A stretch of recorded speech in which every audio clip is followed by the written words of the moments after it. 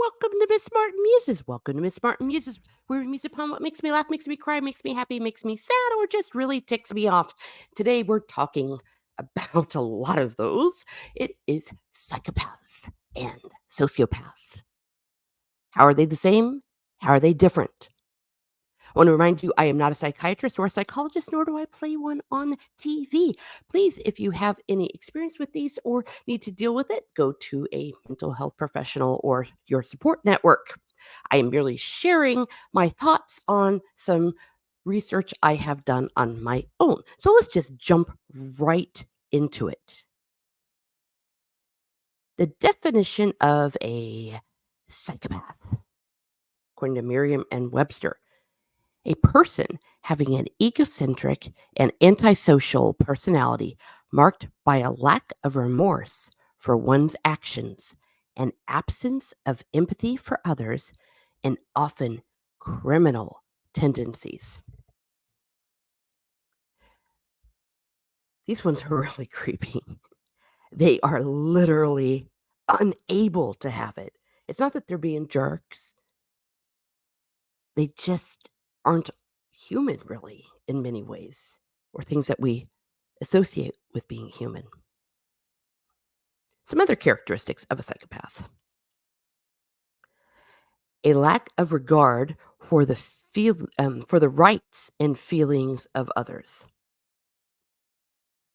Lack of regard. Don't care. And when they say they don't care, they really mean it. They're not trying to be passive aggressive or any sort of weird thing. No rights, no feelings for others, just a blank emotions. Absence of shame. Nothing makes them feel ashamed.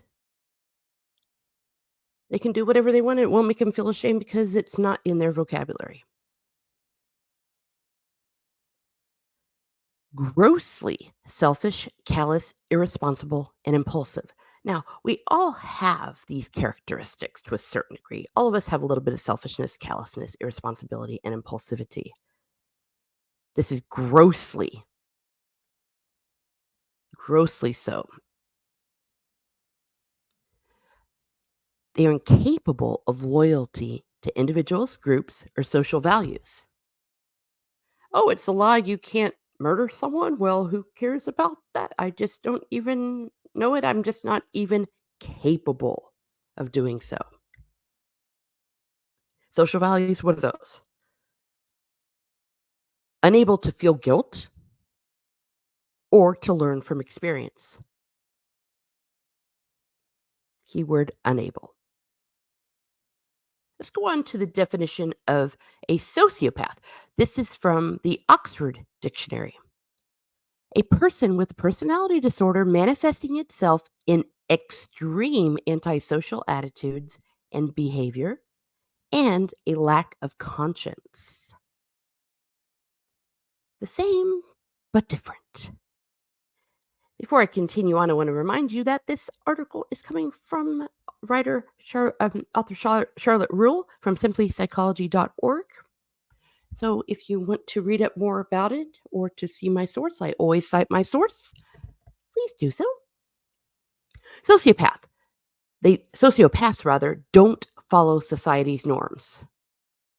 Things that simply decent human beings do and follow, they do not. They are deceitful in personal relationships. I'm having a little bit of a flashback because if you've ever dealt with a sociopath, a true one, it is not fun. Because what struck me about this individual was no no conscience, no shame, like, about what he was doing and almost flaunting it, and flaunting the deceitfulness even. It was really wild and weird. But yes, they are deceitful in personal relationships. They can be very charismatic though, so that's how they get these so-called personal relationships. Inconsiderate of the rights of others. They're just selfish SOBs. They don't really care about it. But in contrast to, say, a psychopath, The don't care is more of them being a French shower. So let's contrast. We're going to look at psychopaths versus sociopaths. Psychopath, lack of guilt, remorse, empathy. Sociopath, pretending to feel. Oh, psychopath, pretending to feel emotions. Oops. I think my slide got off here. Please forgive me. Lack of guilt, remorse, or empathy for psychopath. Sociopath, lack of remorse, but guilt and empathy may be present. So they don't tend to have remorse, but they can feel guilt and they can feel empathy. Psychopath, pretending to feel emotions. They will mock emotions to the point that they will fool a lot of people. Sociopath, some emotions are felt, but they are shallow and fleeting. Sociopaths do have emotions. Psychopaths don't, they just pretend to. And the sociopath's emotions are shallow and fleeting. That's why they are so infuriating on many levels. A psychopath, inability to form emotional attachments. When I say inability, I mean complete inability. Sociopath may form close attachments. They certainly are capable of it. Their significant other, their spouses, some friendships, they're completely real.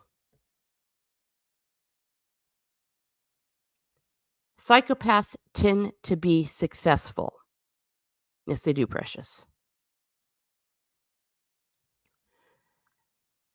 Which is kind of scary when you think about it.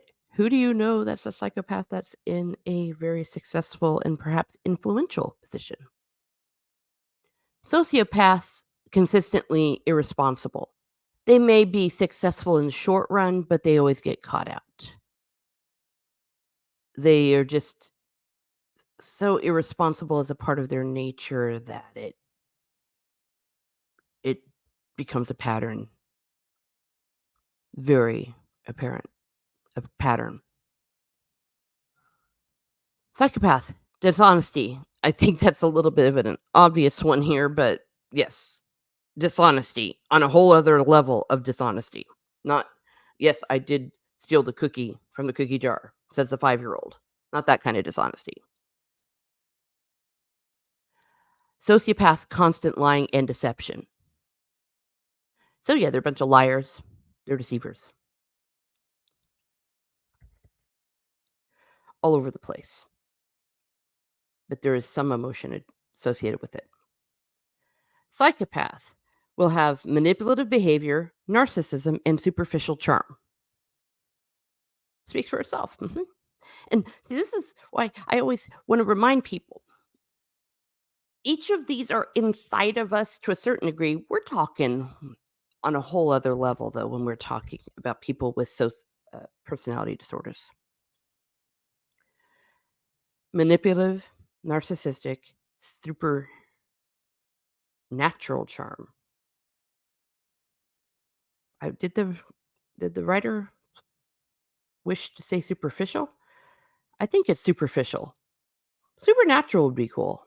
I believe the quote is superficial. Sociopath, aggressive and reckless behavior.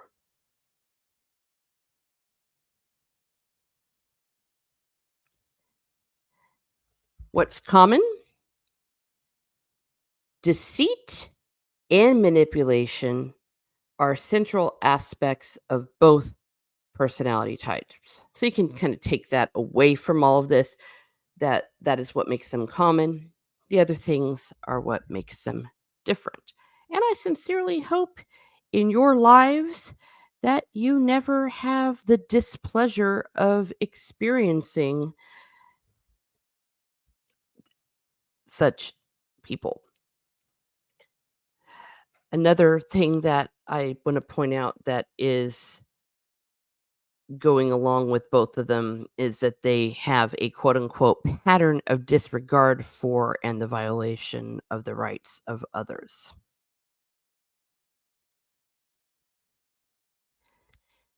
Keyword pattern. Whenever I look at a situation, I never take something in isolation. Whether it's a friendship, whether it's a slight argument, whether it's minor deception, whether it's narcissists, or something even more sinister, perhaps. What's the pattern that you see? And once you see a pattern, you cannot unsee it. But there's a pattern of disregard for and violation of the rights of others, and deceit and manipulation. So be careful out there, kids. Always remember knowledge is power. And if I got anything right, if I got anything wrong, please let me know in the chat. Have a great day, everyone. Have a great day. And be certain to stay away from both psychopaths and sociopaths.